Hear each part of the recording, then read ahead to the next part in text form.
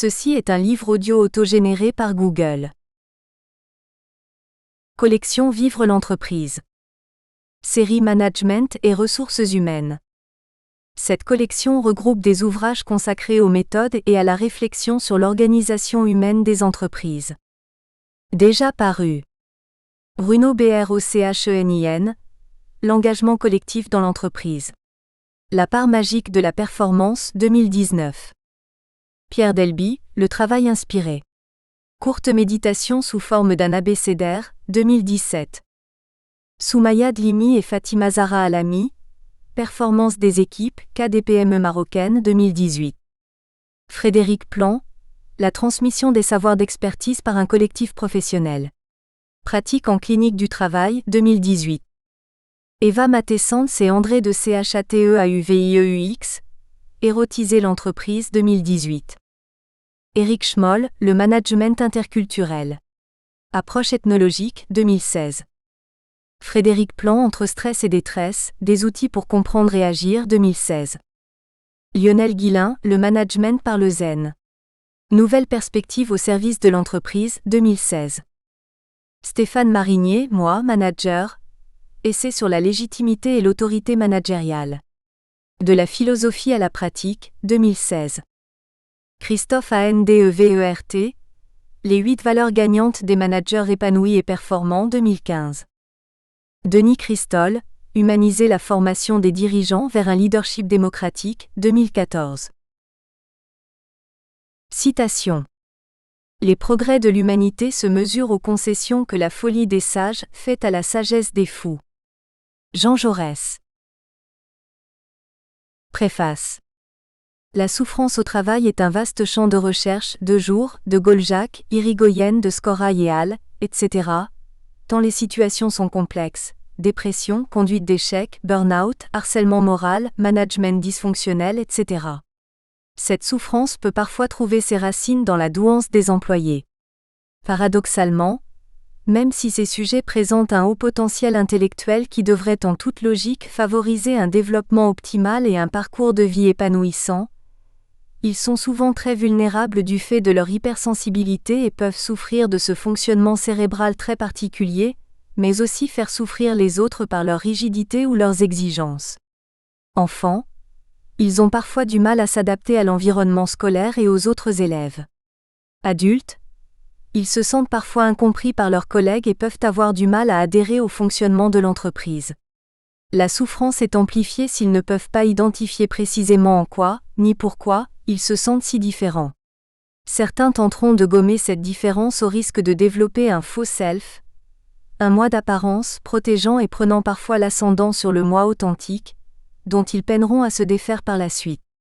D'autres, à l'inverse, revendiqueront un sentiment d'autonomie, d'authenticité, de sens et de vérité qui peut les conduire à se rebeller contre toute forme d'autorité. C'est pourquoi l'identification précoce de la douance peut être un facteur de protection contre les troubles relationnels tout autant que psychopathologiques.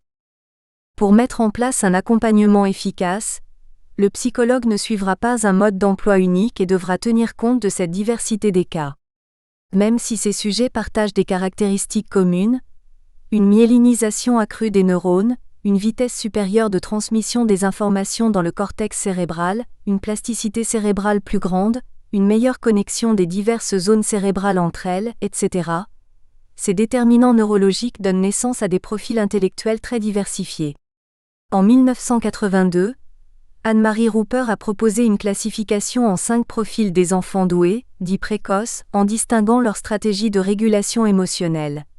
L'enfant perfectionniste, l'enfant adulte, l'enfant compétiteur, l'enfant autocritique et l'enfant bien intégré.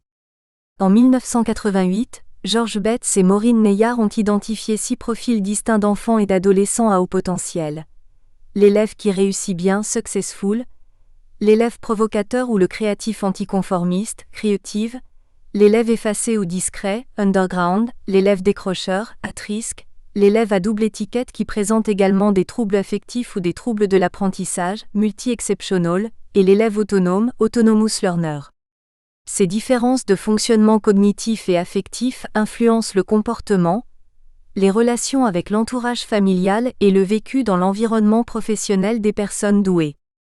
car après avoir composé avec leur singularité à l'école durant l'enfance et l'adolescence, ces personnes neuroatypiques doivent à nouveau s'adapter à un entourage de personnes normotypiques dans le monde de l'entreprise et à des collègues parfois perplexes face à leur étrangeté. Knox Nota et Sjoeke Ronné s'appuient sur leur expérience professionnelle aux Pays-Bas pour dresser des portraits cliniques très complets. Plutôt que de décrire un profil stéréotypé, elles montrent à travers la présentation de 10 études de cas l'hétérogénéité des situations. Elle souligne le rôle de l'hypersensibilité des personnes douées dans les difficultés qu'elles peuvent rencontrer. Selon les profils, la gestion cognitive et émotionnelle de ces difficultés d'intégration socio-professionnelle prendra différentes formes. La vulnérabilité émotionnelle de ces employés doués doit être prise en compte par le médecin, le psychologue ou le coach qui veut les aider à s'intégrer ou aider l'entreprise à les intégrer.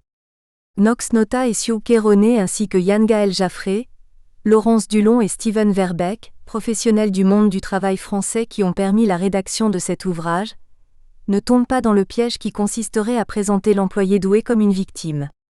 Ainsi, les auteurs proposent une vision systémique de la rencontre entre l'employé doué et l'entreprise. Leurs préconisations concernent tout autant l'adaptation des organisations que l'adaptation des personnes douées. Tous doivent assumer leurs responsabilités dans les difficultés auxquelles ils se heurtent. L'entreprise acceptera et encouragera la créativité de ses employés doués, tout en cherchant à répondre à leurs attentes et besoins spécifiques.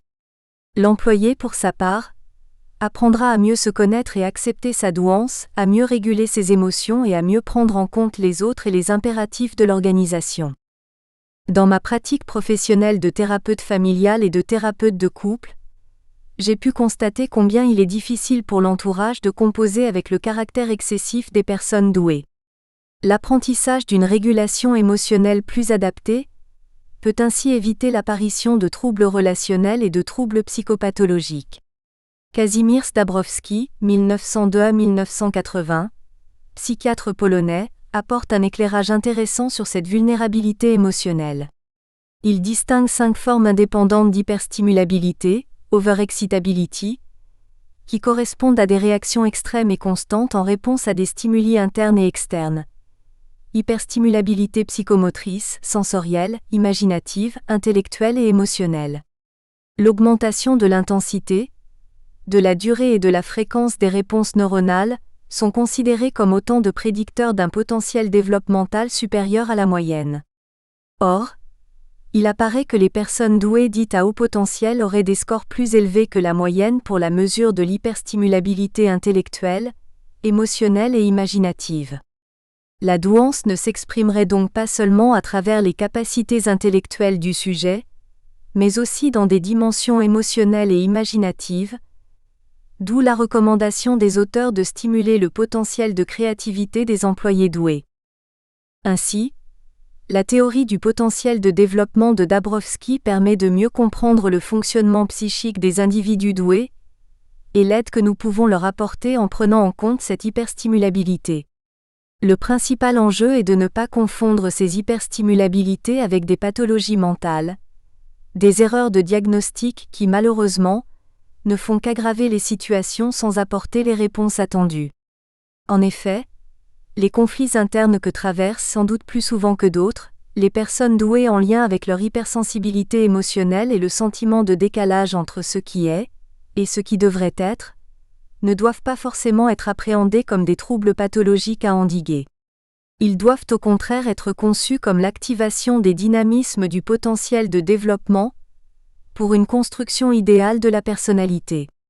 C'est en dépassant ces stades de crise que le sujet pourra évoluer vers une croissance personnelle, ce que Dabrowski définit comme une désintégration positive, car il s'agit chaque fois d'un changement important. La conscience émotionnelle est essentielle dans cette étape, car elle guide l'individu vers une meilleure connaissance de lui-même et l'oriente vers des choix existentiels plus élevés et plus proches de ce qu'il est profondément.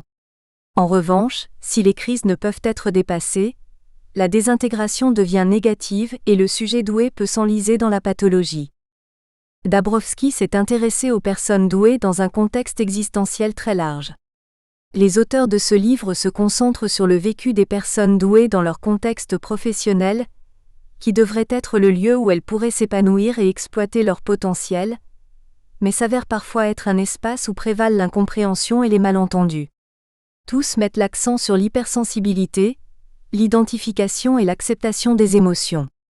À travers leurs ouvrages novateurs, Travail, emploi et douance, les auteurs nous démontrent que l'identification et la prise en compte de la douance dans le contexte professionnel s'inscrivent dans la prévention des risques psychosociaux et l'amélioration de la qualité de vie au travail, au bénéfice de l'épanouissement des individus mais également de la performance de nos organisations. Les personnes douées représentent environ 2,5% de la population générale et constituent ainsi un fait sociétal. Leur intégration socio-professionnelle recouvre alors un problème de santé publique. Compte tenu de ces enjeux, nous devons sensibiliser les organisations à ce phénomène afin que ce potentiel ne soit pas perdu pour notre société trop normative. Nous saluons donc, au regard de ces objectifs, la démarche coordonnée par Yann-Gaël Jaffré avec les contributions de Laurence Dulon et de Steven Verbeek qui permet la diffusion en France des travaux de Nox Nota et Siouké René. Nous espérons que cette initiative ainsi que leur propre contribution à ce regard sur la douance dans un contexte français permettront la mise en place de réponses concrètes pour l'intégration des personnes douées au sein des organisations. Nathalie Durier, maître de conférences en psychologie clinique, HDR, Université Paris 8. Laboratoire de recherche en psychopathologie et neuropsychologie, EA 2027. Partie 1. Introduction et éléments de compréhension. Je te connais parfaitement. Tu m'irrites constamment, et il est extrêmement difficile de discuter avec toi. Ta très haute intelligence jette un voile noir sur tes qualités, et personne ne peut plus dès lors en bénéficier. Tu critiques tout et tout le monde, toi excepté. Il n'est donc pas surprenant que tu fasses fuir tous tes proches. Personne n'apprécie d'être critiqué ou exposé, et certainement pas par une personne aussi insignifiante que toi. Pour qui te prends-tu donc ? Personne au monde ne supporterait d'être critiqué par quelqu'un ayant autant de défauts que tu en as. Je songe en particulier à la façon dédaigneuse dont tu uses de termes mystiques pour proclamer que telle chose est comme ceci ou comme cela, sans jamais envisager que tu puisses te tromper. Si tu n'étais pas une créature aussi insignifiante et ennuyeuse, tout ceci serait juste risible. Mais désormais tu es impossible à vivre. Fragment d'une lettre écrite par Johanna Schopenhauer à son fils Arthur. D'après Yalom 2005. Vivre avec une personne très intelligente n'est pas toujours facile ou plaisant pour l'entourage. Comme le démontre très bien cette citation extraite d'une lettre écrite au célèbre et certainement doué philosophe Arthur Schopenhauer, âgé à cette époque de 19 ans par sa mère. Ce faisant, nous pourrions presque oublier que la très haute intelligence est d'abord l'indicateur d'un talent potentiel, voire d'un immense talent. Plus tôt ce potentiel est repéré et reconnu, plus il est apte à trouver un environnement propice dans lequel il peut s'exprimer et s'affiner, plus il est susceptible de devenir un atout pour la société. Dans ce livre, nous présentons 10 exemples d'adultes doués qui tentent de trouver leur voie après s'être égarés en chemin. Certes, certaines personnes ne considèrent un individu comme étant doué que si celui-ci a obtenu des succès dans la société. Cela peut être le cas, mais, au bout du compte, qui détermine ce qui doit être considéré comme un succès dans une situation donnée ? Un incident de parcours a souvent été l'élément déclencheur du processus de la découverte personnelle, qui, dans certains cas, a eu comme résultante un meilleur équilibre de soi et une meilleure intégration sociale et professionnelle. Encore faut-il rappeler qu'être doué n'est évidemment pas une maladie ni une anomalie. Néanmoins, ne serait-ce que d'un point de vue statistique, la caractéristique du haut quotient intellectuel, HQI, peut être considérée comme une déviation extrême face à la norme. À ce titre, beaucoup de personnes douées ont conscience dès leur plus jeune âge de leur atypisme et ressentent une différence de fonctionnement les distinguant du reste de la population. Ils se demandent bien souvent « Où est le problème ? Ou qu'est-ce qui cloche chez moi ?» Et ce, à toutes les étapes et dans toutes les sphères de vie. Tout comme les personnes extrêmement grandes doivent faire attention à leur environnement sous peine de se cogner régulièrement la tête, les personnes douées doivent rester vigilantes quant aux possibles menaces de leur environnement. Et à l'instar des individus de très grande taille qui peuvent choisir des carrières dans lesquelles celles-ci représenteraient un avantage, les individus doués peuvent également faire des choix adaptés à leurs caractéristiques, transformant en talent ce qui pourrait être perçu, dans un autre contexte professionnel, comme une cause d'inadaptation voire de handicap social. Il est important de souligner, de surcroît, que les personnes de très grande taille ont parfois besoin d'un poste de travail particulier, avec des meubles adaptés par exemple. Il en est de même des adultes doués, pour qui l'environnement notamment professionnel doit autant que possible s'adapter et prendre en compte leurs besoins spécifiques. C'est l'objet de notre ouvrage et c'est dans cette perspective qu'a été sélectionnée une succession d'études de cas mettant en lumière, à chaque fois sous un angle différent, les difficultés d'intégration des employés doués, leurs besoins et atouts professionnels ainsi que les pistes de progression envisageables. Pour approfondir notre analyse et permettre une meilleure compréhension des situations exposées, nous avons combiné dans cet ouvrage notre expérience professionnelle auprès de personnes douées avec les connaissances générales que nous avons accumulées en tant que professionnels du monde du travail. Jaffrey Y.G., Dulon L., Verbeek S., 2019. C'est ainsi que nous nous sommes appuyés sur des exemples tirés de notre activité et concernant des employés doués qui, à un moment de leur histoire professionnelle, se sont exposés à des pièges et des écueils pour finir par perdre le cap jusqu'à devenir de véritables missiles incontrôlables. Par conséquent, les exemples de cas présentés et analysés dans le présent livre visent à faciliter la reconnaissance des problèmes rencontrés par les personnes douées dans leur travail, tant par ces derniers que par les personnes occupant des postes de direction, les médecins et inspecteurs du travail, les psychologues ou les coachs spécialisés en gestion de carrière notamment. Ces études de cas sont, dans la poursuite de l'ouvrage, exploitées pour servir d'appui à une réflexion plus générale portant sur la responsabilité personnelle des employés doués et la responsabilité plus collective des organisations socio-productives. De ce fait, l'écriture de ce livre sur la problématique des adultes doués au travail qui constitue l'adaptation française dans une version plus complète et élaborée de l'ouvrage néerlandais « Gifted Workers, Hitting the Target », Nota N. Erronees, 2007, reste un acte innovant car rien de comparable n'existe par ailleurs.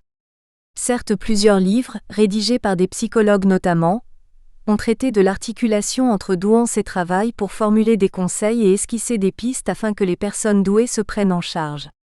Ce n'est pas l'unique propos de notre ouvrage qui recherche, bien au-delà, une prise de conscience collective. Ainsi, les employeurs et les managers, le personnel des ressources humaines et autres personnes en contact avec les employés doués peuvent bénéficier de cet ouvrage. Il en est de même des acteurs de la prévention des risques professionnels, de la qualité de vie au travail et de la promotion de la diversité, qu'il s'agisse des institutions publiques ou encore des partenaires sociaux. L'objectif de ce livre, conçu dans un cadre transdisciplinaire, est d'aider à reconnaître les dons des personnes et d'aider les employés doués et leurs talents à croître et à s'épanouir, pour leur propre bénéfice et celui de la société tout entière. Qu'est-ce qu'une personne douée ? L'intelligence, puisque c'est de cela dont il est question en premier lieu, recouvre des acceptions multiples et variées. Ainsi, le Trésor de la langue française informatisée définit l'intelligence comme dans des circonstances nouvelles pour lesquelles l'instinct, l'apprentissage passé ou l'habitude ne disposent d'aucune solution, est l'aptitude à appréhender et organiser les données de la situation, à mettre en relation les procédés à employer avec le but à atteindre, à choisir les moyens ou à découvrir les solutions originales qui permettent l'adaptation aux exigences de l'action. Cette définition n'a néanmoins pas valeur scientifique, étant rappelé qu'en ce domaine aucun consensus n'a pu être dégagé. Ainsi, le concept d'intelligence a pu faire l'objet de plusieurs modélisations. C'est le cas du modèle de l'intelligence comme capacité à simplifier l'information de Kolmogorov, issu de l'informatique théorique et s'articulant autour de la notion de complexité descriptive pour évaluer l'intelligence comme la capacité à décrire ou expliquer quelque chose aussi simplement que possible. José Hernández Oralio, 1998. L'intelligence, selon cette théorie, serait donc la capacité à compresser l'information. C'est ce type d'intelligence qui est implicitement évalué dans les tests de quotient intellectuel, QI, bien que celui-ci paraisse insuffisant à lui seul pour définir les différentes facettes que recouvre la douance. 1. La douance selon les statistiques et les bilans psychométriques.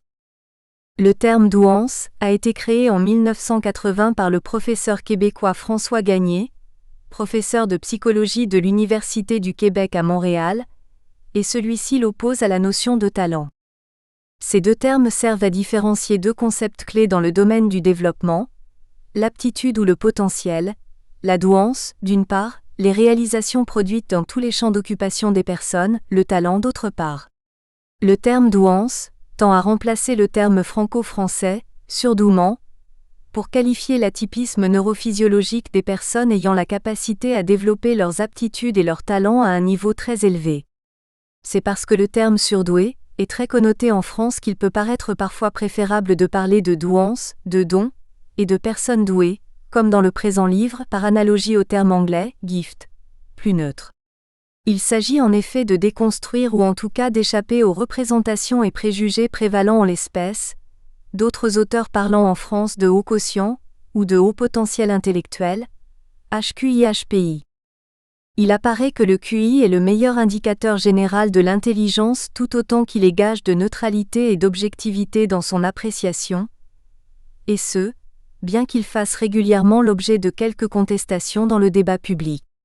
En effet, la notion de test de QI déchaîne parfois des réactions passionnées et finalement peu rationnelles, puisqu'il s'agit d'un instrument établi pour aider à mieux se connaître davantage qu'un outil d'étalonnage. À l'origine d'ailleurs, le test AV a été mis au point en 1904 par Alfred Binet, 1857 à 1911, et Théodore Simon, 1872 à 1961, psychologue, à la demande du ministère de l'Éducation français d'alors, dans l'objectif de repérer les enfants souffrant d'une déficience intellectuelle pour leur fournir des réponses éducatives adaptées. Le QI était calculé selon la formule âge mental, âge réel, x100, et le résultat permettait de déduire si l'enfant était en avance ou en retard par rapport au groupe d'âge auquel il correspondait. Ainsi, même s'il ne mesure qu'une partie de l'intelligence pour laquelle il existe d'ailleurs d'autres outils d'appréciation, le QI lui reste étroitement corrélé puisqu'il est constaté d'un point de vue statistique que les capacités cognitives des individus sont dans une large mesure liées entre elles. Ainsi par exemple, une personne ayant une importante mémoire dispose la plupart du temps d'une grande créativité et de hautes capacités de conceptualisation. Il est en conséquence admis que les personnes douées se trouvent dans les 2,5% de la population générale disposant d'un QI égal ou supérieur à 130 en référence à l'échelle de Wechsler, bien qu'il puisse y avoir débat sur la fixation d'un tel seuil, certains le fixant à 120, d'autres à 145, avec l'adjonction parfois d'autres critères comme le niveau de créativité de l'individu qui, bien sûr, se heurte aux exigences des apostrophes. Une mesure rationnelle et objective. Ainsi, il est d'usage de considérer que les 2 ou 3 centiles supérieurs situés 2 écarts types au-dessus de la moyenne, soit 15 points de QI chacun selon l'échelle de Wechsler, sont concernés par la douance, ceci en rappelant que les résultats des tests psychométriques peuvent être affectés et minorés par toutes sortes de troubles et ne pas, dès lors, systématiquement rendre compte des capacités réelles de l'individu. De fait, la population générale est ventilée selon une courbe de Gauss en fonction des capacités cognitives des individus. Table 1. Intelligence Scale and Gauss Curve. Website http://les-tribulations-d'un-petit-zèbre.com. Les personnes douées disposant d'un QI supérieur ou égal à 130 points selon l'échelle de Wechsler sont dites à haut quotient intellectuel, ou HQI, tandis que celles ayant un QI supérieur à 145 points sont dites à très haut quotient intellectuel, ou THQI, étant entendu que la limite du mesurable est fixée à 160. Il est à noter que la mesure du QI et des capacités cognitives s'appuie sur un ensemble de tests permettant d'établir un score propre à 4 indices. Compréhension verbale, raisonnement perceptif, mémoire de travail et vitesse de traitement.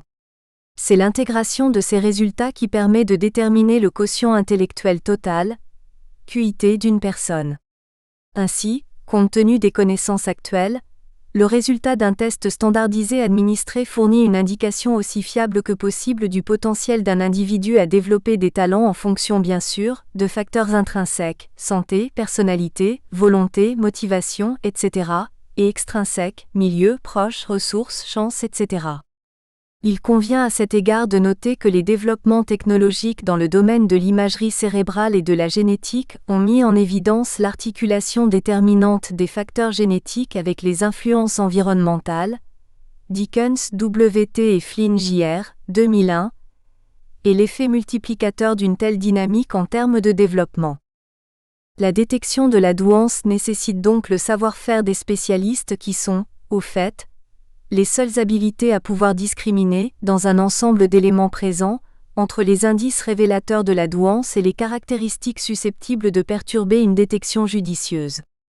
Selon la tranche d'âge, différents tests dits psychométriques peuvent être pratiqués, le WPPSI ou le WISC pour les enfants et le WAIS pour les adultes, par un psychologue clinicien, un neuropsychologue ou encore un psychologue cognitiviste, dont l'objectif est de faire apparaître le don, traduction du terme anglais « gift », et d'en faire une appréciation. Soulignons-le, cette appréciation est déterminante. Les scores obtenus par les sujets auxquels ces tests et sous-tests sont administrés sont ensuite interprétés par le psychologue qui établit alors un bilan. En ce faisant, l'expert effectue un état des lieux cognitif du sujet, identifie le cas échéant la douance et procède à une appréciation du don révélé par le biais des scores obtenus. 2. La douance en tant qu'atypisme neurophysiologique. Une personne ne devient pas douée. Elle naît ainsi, d'où l'idée qu'il s'agit d'un cadeau comme l'indique le terme anglo-saxon. Ce constat est clairement établi par la recherche. La science prouve par induction qu'il existe des différences au niveau cérébral, et notamment un meilleur flux sanguin et une meilleure communication entre les deux hémisphères du cerveau. C'est ce que démontre l'étude menée par la directrice du centre Psyrène, Fanny Nussbaum, le professeur Olivier Revol, chef du service de psychiatrie infantile au CHU de Lyon et le docteur Dominique Sapé-Marinier, biophysicien et chef du département IRM au Centre de l'imagerie du vivant CERMEP à Lyon, Nussbaum F, Revol O et Sapé-Marinier D, 2018. Cette étude, conduite auprès de 80 enfants de 8 à 12 ans et recourant à l'imagerie à résonance magnétique fonctionnelle, met en évidence deux profils de personnes douées, les complexes et les laminaires. Ainsi, cette meilleure connectivité est plus importante dans l'hémisphère gauche pour les premiers et dans l'hémisphère droit pour les seconds. Cette dichotomie permettrait notamment d'expliquer les difficultés rencontrées par certains enfants et adultes doués en fonction de leur profil. Les laminaires, aux performances cognitives homogènes, sont qualifiés d'explorateurs car ils analysent les informations objectivement avec une vraie faculté d'adaptation aux contraintes environnementales. Les complexes, aux performances cognitives hétérogènes, sont qualifiés d'interpréteurs car ils interprètent en permanence la réalité pour la faire coller à leur modèle interne, sans filtre émotionnel et sans inhibition.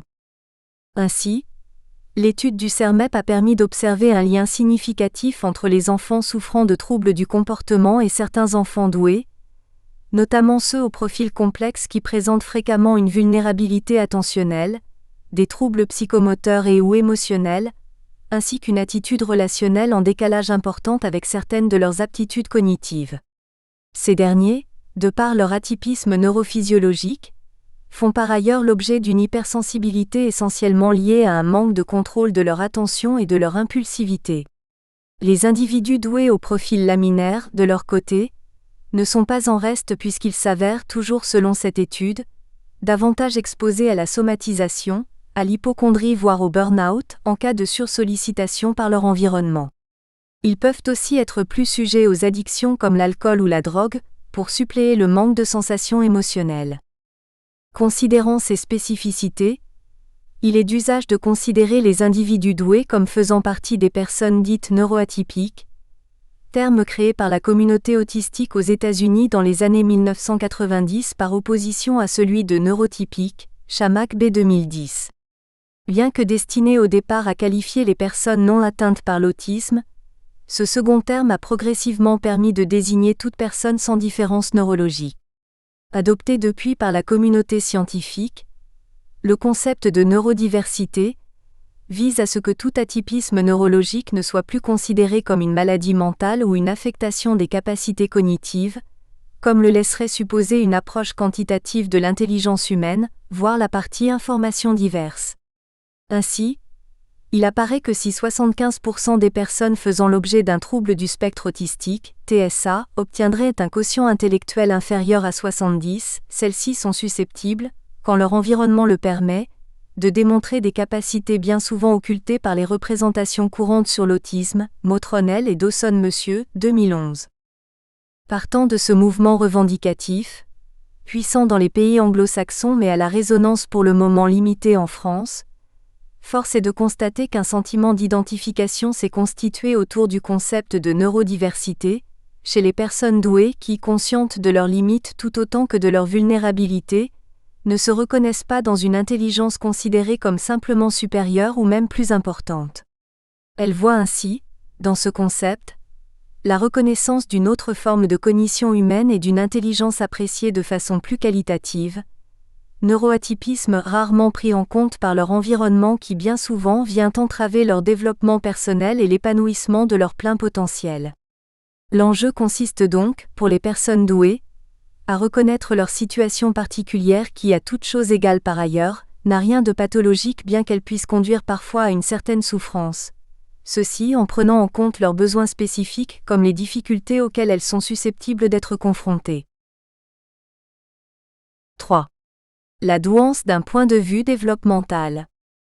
La mesure du QI étant insuffisante pour classer une personne comme étant ou non douée, ses vertus étant d'ordre statistique, un groupe d'experts hollandais a conduit un projet de recherche pour déterminer ce que ce terme signifie.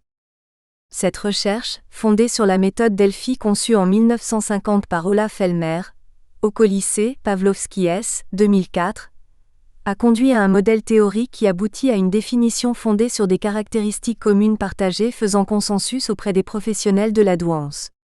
Ainsi, cette étude a permis d'aboutir à la description existentielle et non mesurable suivante. Un individu doué est un penseur rapide et habile, capable de traiter des sujets complexes. Il est autonome, curieux et passionné. C'est une personne sensible et riche émotionnellement, qui vit intensément. Il apprécie d'être créatif. Koyman Van Thiel et al. 2008.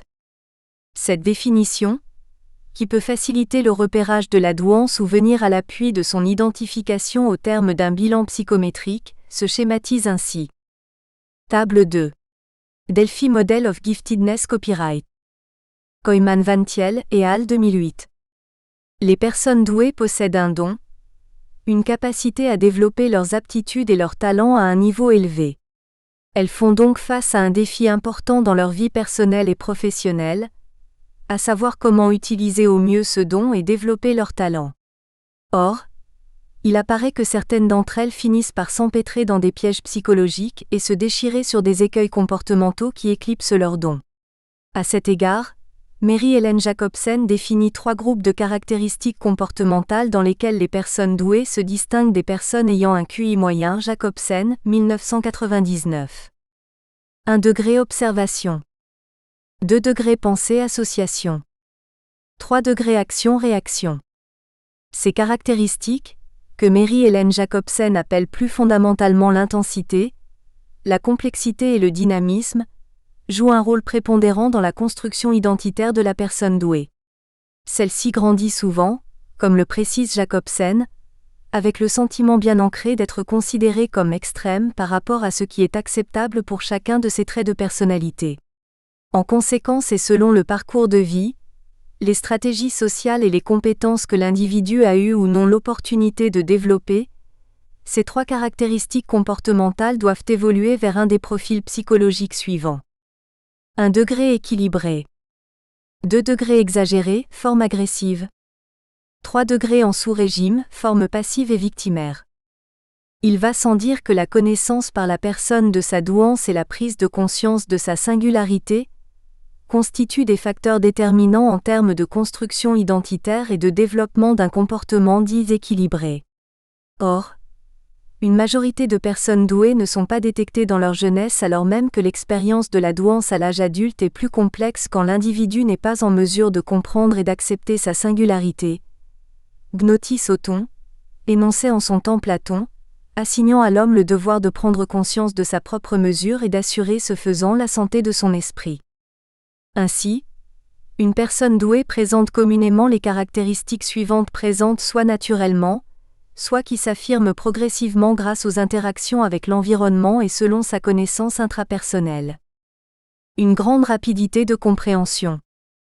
Un captage rapide des notions et concepts. Une soif d'apprendre de nouvelles choses. Une excellente mémoire à court et à plus long terme. Une créativité élevée, corrélée à un besoin d'innovation. Une envie et une capacité de pouvoir traiter des problèmes complexes. Ce sont ces caractéristiques si singulières, que l'individu doué exprime tant dans la sphère personnelle que dans la sphère professionnelle, que révèle l'approche clinique qui insiste sur la dimension qualitative plus que quantitative de l'intelligence. La plupart des auteurs en France font néanmoins état des complications que la douance est susceptible de générer, dans le champ des interactions sociales notamment. En effet, toutes ces caractéristiques peuvent être perçues comme neutres en elles-mêmes mais elles peuvent conduire dans la vie réelle à des échecs et des obstacles. Ainsi, l'adulte doué dispose d'atouts non négligeables auxquels sont généralement corrélées certaines vulnérabilités. B. En quoi la douance constitue-t-elle un fait social ? Définir la douance ne suffit pas, y compris dans ses différentes acceptions. Il y a lieu de tenir compte des représentations et enjeux qui y sont attachés, afin d'être en mesure de l'appréhender dans le cadre social et culturel au sein duquel elle évolue. 1. Pourquoi la douance fait-elle débat en France ? Traiter de la douance en matière éducative comme professionnelle pose la question préalable des mentalités et des perceptions. Il est connu que la douance est ce que recouvre l'intelligence, avec toute la complexité sémantique et conceptuelle qu'elles impliquent, font débat au sein de la société française et ce, de façon particulière à l'inverse des sociétés de culture anglo-saxonne par exemple. La France ayant eu le privilège d'être façonnée par l'esprit des Lumières et par l'esprit révolutionnaire étant prise à un paradigme si ce n'est, mais en apparence seulement, un paradoxe. Son amour de la raison et sa passion pour l'égalité. Ainsi, s'attacher à une part marginale de l'humanité et l'appréhender en soi fait office de gageure et l'objet parfois, si ce n'est de railleries déplacées, d'une indignation consensuellement partagée. S'y ajoute, sans doute en raison de croyances en un idéal de l'État-providence susceptible de corriger toutes les inégalités, l'idée selon laquelle le développement des individus ne serait qu'affaire de culture et d'acquis, et donc de conditions environnementales qui lui seraient propices. Il s'en déduit, pour des raisons axiologiques voire idéologiques, à l'exception notable mais restrictive du handicap, le déni d'intelligence multiple par nature et donc de potentiel de développement inégaux. Ainsi, l'enfant ou l'adulte doué serait celui qui, plus que d'autres, aurait bénéficié d'un environnement stimulant voire aurait fait l'objet d'attentes familiales importantes si ce n'est excessive. Il aurait donc développé de façon exceptionnelle l'intelligence qui lui aurait été communément attribuée à la naissance. Ces approches d'essence psychomorphique nécessitent par souci de rationalité d'en revenir au concept même de mérite, de compétence et de talent, de potentiel et de capacité qui, une fois clarifiés et articulés entre eux, constituent une chaîne causale autrement plus objective, désidéologisée et dépassionnée. Celle-ci, par concordance et pour tenir compte du contexte socio-culturel dit de démocratie sociale dans lequel nous évoluons, peut utilement s'appuyer voire illustrer les dispositions de la Déclaration des droits de l'homme et du citoyen du 26 août 1789 et ses articles 1er et 6 qui posent la question centrale du mérite républicain et ne tolèrent pour unique principe de distinction sociale entre les citoyens que leur talent et vertu, au regard des nécessités de l'utilité commune. Cette chaîne causale, qui nécessite donc quelque utile clarification conceptuelle, peut être explicitée de la façon suivante. Un degré à la base est la capacité qui, selon le Larousse, recouvre la puissance ou l'aptitude de quelqu'un dans tel ou tel domaine. Elle se mesure, et vise par exemple, la vitesse de réflexion ou de traitement de l'information, la capacité de travail, de mémorisation ou de conceptualisation d'un individu. Exemple, Octave a une grande capacité de mémorisation. Plus grand que la capacité est fondamentale, le quotient intellectuel, QI, bien que ne révélant qu'en partie sa dimension qualitative, est sans aucun doute le meilleur indicateur général de l'intelligence car gage de neutralité et d'objectivité dans l'appréciation du potentiel qui s'en dégage. De degré de la capacité émane le potentiel, ou douance, soit la possession et l'utilisation d'habiletés naturelles, innées, sous forme de dons se manifestant et se développant spontanément sans entraînement systématique et selon des facteurs principalement génétiques. François Gagné. Exemple, Octave, fort de sa mémoire, est doué pour la musique. Plus grand que le potentiel est virtuel, sa transformation en talent s'effectue par l'action positive ou négative de catalyseurs personnels, santé, personnalité, volonté, motivation, etc., et environnementaux, milieu social, éducation, instruction, ressources, chance, etc. 3 degrés du potentiel qui se perçoit, peut naître le talent qui s'observe, Richer Y, 2017, et qui pour sa part, correspond à la maîtrise d'habiletés ou de connaissances systématiquement développées, acquises par un individu dans au moins un champ de l'activité humaine. François Gagné. Exemple, Octave pratique le piano et se montre très talentueux. Plus grand que le talent est conditionnel, il désigne un ensemble de capacités remarquables appréciées par un corps social. Sous-jacent aux compétences, le talent pose la question des facultés et des habiletés et non seulement des aptitudes innées, ou qualités humaines. 4 degrés le talent est source de compétences, soit la combinaison de connaissances, d'aptitudes, capacités, et d'attitudes appropriées à une situation donnée. Parlement européen 2006.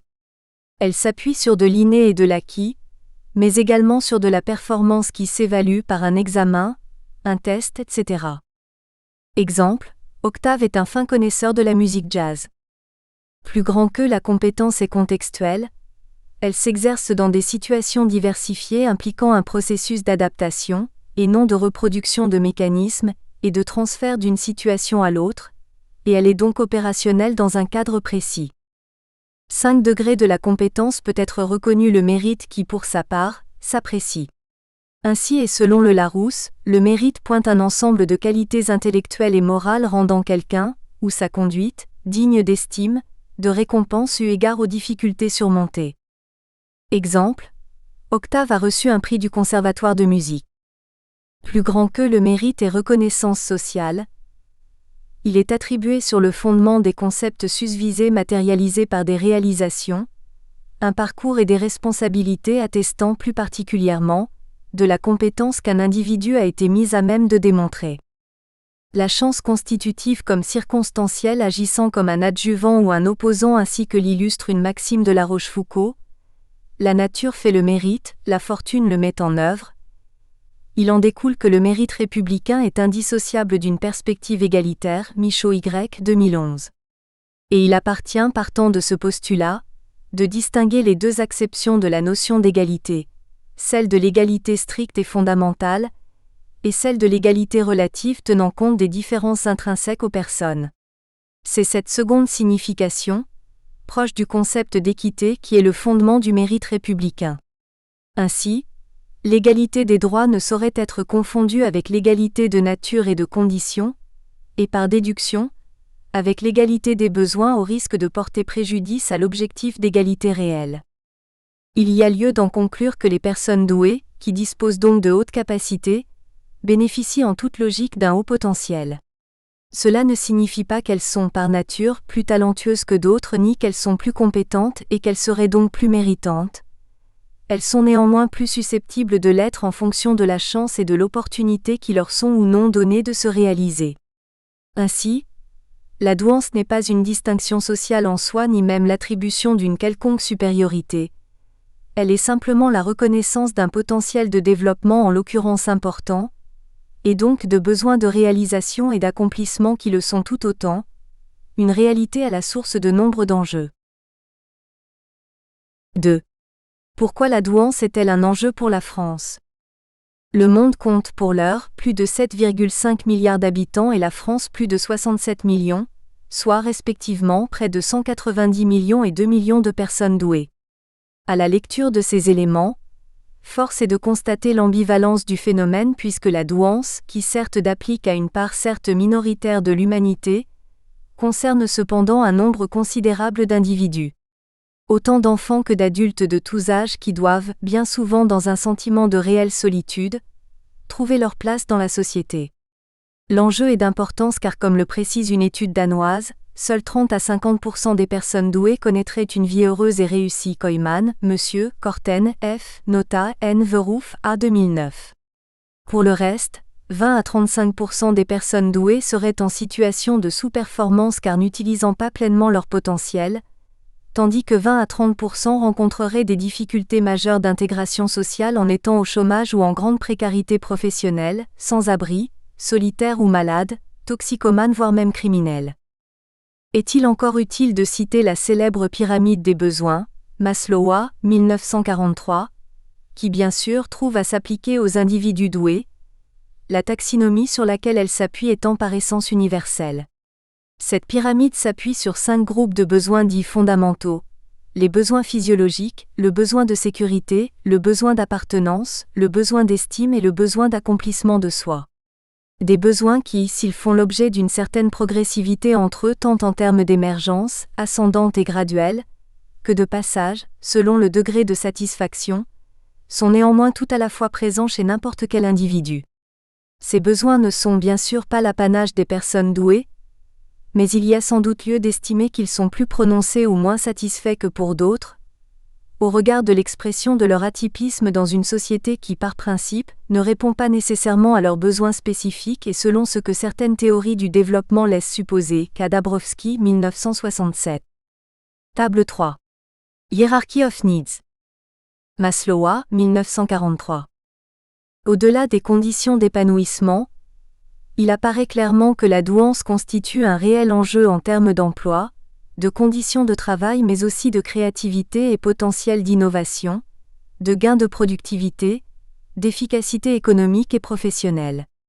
Or, l'absence de prise en compte de la douance tant par les intéressés quand ils l'ignorent que par leur entourage professionnel, constitue en toute hypothèse un frein à l'épanouissement de leur potentiel. Il convient à cet effet de noter que d'après les sources de l'Institut national de la statistique et des études économiques, INSEE Focus numéro 4 2014, 234 grandes entreprises françaises emploient 30% des salariés, ce qui représente, par entreprise, une moyenne de 18 500 employés parmi lesquels plus de 450 sont éventuellement des personnes douées, un vivier de talent et de potentiel Q'. Une organisation aurait tout intérêt à reconnaître en vue d'assurer son bon développement et le renforcement de son efficacité globale.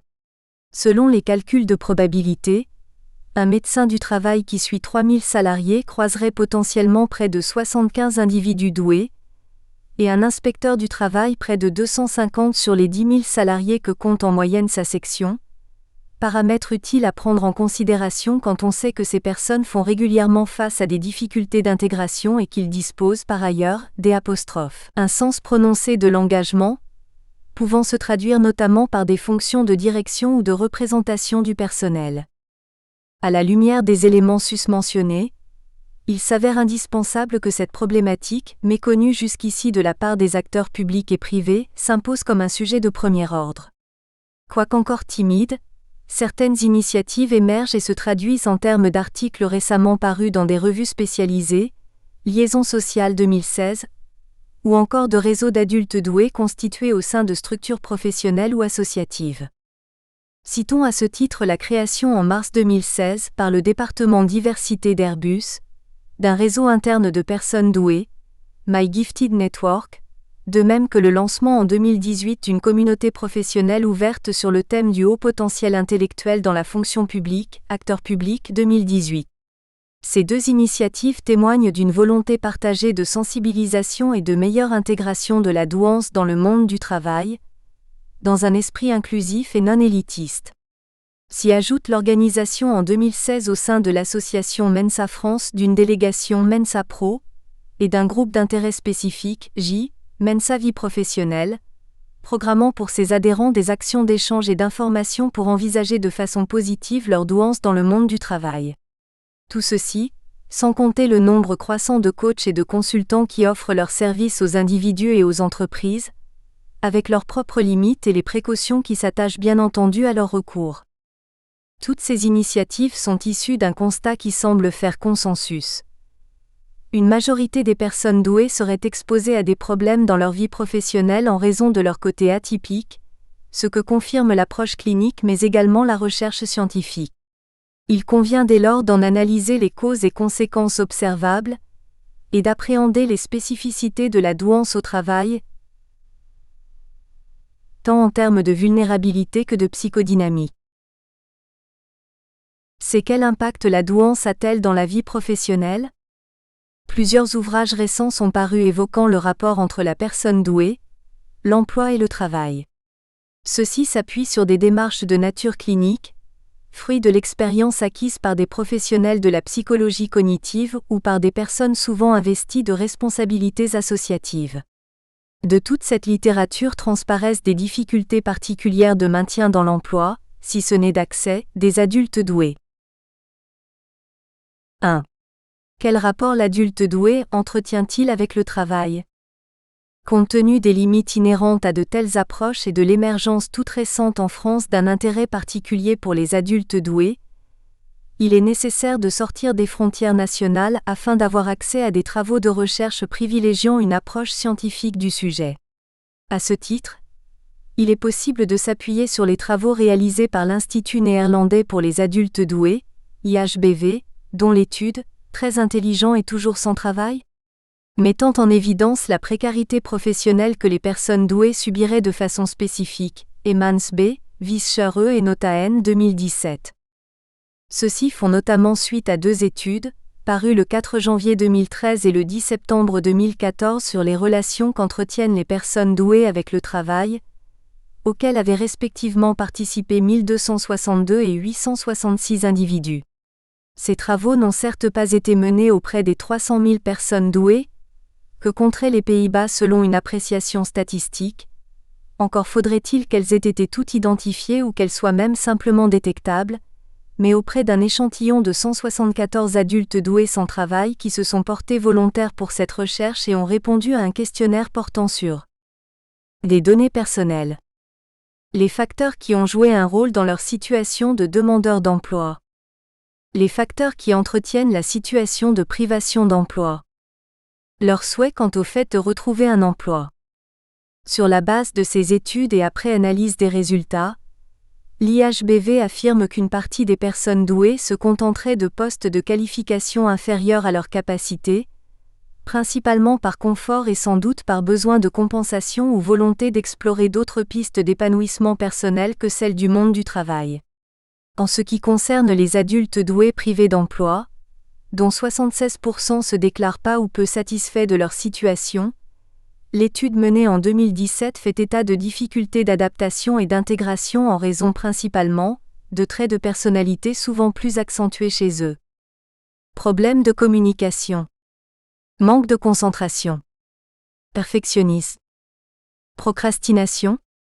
Indécision. Agitation. Ennui, etc. Ces travaux, qui s'appuient à la fois sur des données quantitatives et sur des données qualitatives, mettent également en évidence les difficultés que peuvent connaître les personnes douées dans le cadre des procédures de recrutement par exemple. Introversion, humilité excessive, anxiété, autant d'obstacles et d'entraves qui ne permettent pas d'apprécier leur polyvalence, leur créativité et l'étendue de leur capacité qui n'est pas toujours corrélée à une expérience ou une qualification particulière.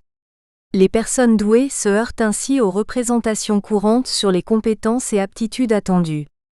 D'autres personnes douées mettent encore en lumière le manque de perspectives professionnelles et d'occasions de se réaliser. Aucune possibilité de faire carrière, ou plus simplement d'exprimer son potentiel au sein des organisations. Inadaptées et souvent peu flexibles, celles-ci ne facilitent pas l'intégration et la fidélisation des employés doués en leur sein. Un véritable paradoxe, selon les auteurs de cette étude, quand ces derniers se révèlent souvent plus intelligents que leurs propres managers mais sans pour autant obtenir la reconnaissance de leurs compétences et de leurs talents dans le monde professionnel. Au regard de ces éléments et des études menées antérieurement, Koyman, M. Korten, F., Nota, N., Verhoef, A. 2009, l'IHBV conclut qu'un tiers des adultes doués seraient entrepreneurs prospères, artistes, politiciens ou scientifiques, qu'un autre tiers aurait un emploi normal et que le dernier tiers serait quant à lui privé d'emploi, ce qui pour les Pays-Bas représente un taux très supérieur au taux de chômage général situé à 7% en 2015. Cette estimation, qui révèle la non-réalisation d'un potentiel social et productif important, fait écho à 3 stratégies d'adaptation sociale généralement observables, Tower GM 1987. 1 degré stratégie engagée.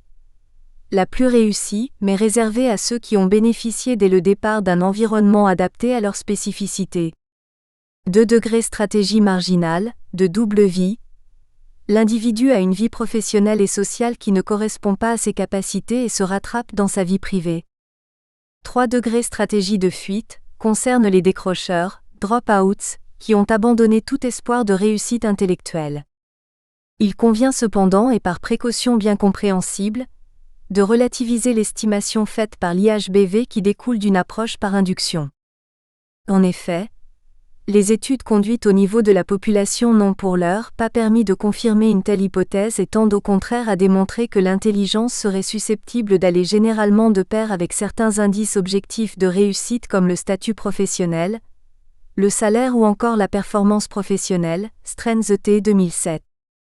Ainsi, et bien que le capital social des individus puisse influencer de tels résultats, il semble que l'intelligence quand elle est détectée dans l'enfance ait un effet positif sur le statut professionnel non expliqué par le milieu social d'origine, Funch-Tumes, 2010, et ce, bien que ce constat soit principalement observable sur le tard entre 46 et 51 ans. Néanmoins, des études produisent des résultats plus partagés en ce qui concerne la satisfaction qu'éprouvent les personnes douées au travail. Elles ont en effet permis de faire apparaître que pour un métier donné, les individus doués sont tendanciellement moins satisfaits de leur travail que les autres et en particulier quand l'activité professionnelle ne permet pas la pleine mobilisation de leurs capacités. Ganzar Y, 2003. Ce constat rejoint l'observation réalisée plus récemment par l'IHBV, Emmans B, Vischer E et Nota N, 2017, et confirme, à toutes choses égales par ailleurs, l'influence déterminante de la douance en matière d'emploi. S'y ajoute le rejet dont les personnes douées, et notamment celles ayant un THQI, font l'objet dans le milieu professionnel ainsi que le démontre la méta-analyse réalisée par Michael W. Ferguson, Monsieur, 2015. Selon celle-ci et les études auxquelles elle se rapporte, la probabilité d'intégrer une profession intellectuelle supérieure, scientifique, magistrat, professeur, médecin, dirigeant, etc., augmente jusqu'à un QI d'environ 133 pour ensuite diminuer rapidement jusqu'à être quasi nul aux alentours de 150 et ce, au regard du fossé intellectuel plus ou moins prononcé et des difficultés d'intégration sociale en découlant. Cette analyse rappelle ainsi qu'une parité intellectuelle, comprise dans une fourchette de plus ou moins 12 points de QI, soit 0,75 écart-type à la moyenne, permet d'atteindre et de maintenir plus efficacement une proximité émotionnelle et un certain degré de compréhension mutuelle. L'incompréhension qui en découle dans le cas contraire s'explique, comme précisé plus avant, par la confrontation d'intelligences qualitativement distinctes et de processus cognitifs fondamentalement différents qui contribuent à l'isolement social et professionnel de certains adultes doués. 2. Quelles difficultés l'individu doué rencontre-t-il au travail ? De l'ensemble de ces éléments, il y a lieu de conclure qu'une corrélation peut être raisonnablement établie entre la précarité professionnelle que subiraient certaines personnes douées et leur surexposition aux facteurs psychosociaux dont les situations de surmenage, de burn-out, de bore-out et de brown-out, voire la partie informations diverses. C'est ainsi que les caractéristiques particulières des adultes doués les exposent à des difficultés qui leur sont encore une fois spécifiques comme le mettent en exergue les études publiées par l'IHBV, Nota N, Roné S, Brasser D, 2012, Van der Walle, Nota N, Lindauter, 2013, Vaudé, Dalstrael, Nixdorfen, Post Z, 2016, Elsofa, 2016. Certes, un individu doué peut être un collaborateur original, créatif, énergique et constructif si toutefois il parvient à s'intégrer et donc à trouver un certain équilibre.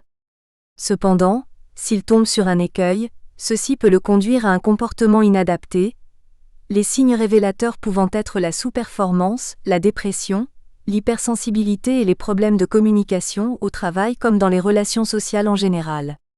Ces vulnérabilités, dont témoigne l'expérience clinique en particulier, ont été établies par des études menées auprès d'adultes doués au travail, Nota N et Korten F, 2002.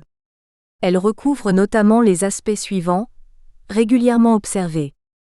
Haute sensibilité se manifestant dans différents domaines, psychomoteur, sensoriel, intellectuel, imaginatif et émotionnel, touchant plus de 85% d'entre eux selon une étude réalisée à ce sujet, Van de Venner 2016. De ce fait, l'adulte doué réfléchit différemment. Son rythme, sa pensée et parfois son débit vocal sont beaucoup plus rapides que ceux de ses collègues et il fait souvent preuve de créativité et d'originalité, ce qui provoque un décalage important avec l'entourage professionnel. Surstimulation des sens se manifestant de façon auditive, machine, radio, lèvres qui claquent, visuel, source de lumière, ou tactile, certains tissus, étiquettes dans les vêtements ou touchés. Ainsi, une personne douée sera beaucoup plus sensible aux conditions de travail matérielles que ses collègues. Le niveau sonore, l'éclairage artificiel, le fait de travailler en open space, la climatisation ou le chauffage mal réglé, des détails qui peuvent l'empêcher de travailler convenablement. Introversion et isolement. Les individus doués étant rapidement et facilement blessés et ayant en conséquence tendance à garder les autres à distance avec lesquels ils peinent d'ailleurs à avoir des centres d'intérêt partagés. L'adulte doué peut avoir du mal à communiquer et se focaliser excessivement sur le contenu au détriment des qualités relationnelles qui pourtant sont déterminantes dans la vie professionnelle comme la faculté de se mettre en avant et à se valoriser. Peur de l'échec et sous-performance, si leur capacité s'avère insuffisamment stimulée. Dans la mesure où ils ont un fonctionnement cognitif différent des autres, les adultes doués pensent parfois manquer d'intelligence et hésitent à apprendre et à entreprendre. Ce trait allié à un manque de confiance en soi peut les conduire à assumer plus de travail que leur poste ne le prévoit, à occuper des postes subalternes ou à voir leurs idées utilisées par d'autres, leur créativité pillée. Perfectionnisme qui s'accompagne souvent d'attentes trop élevées vis-à-vis des autres, mais aussi de honte, de sentiments de culpabilité et d'infériorité en n'étant pas en mesure de répondre à leurs... Nous espérons que vous avez apprécié cet aperçu. Pour continuer à écouter ce livre audio sur Google Play Livres, utilisez le lien dans la description de la vidéo.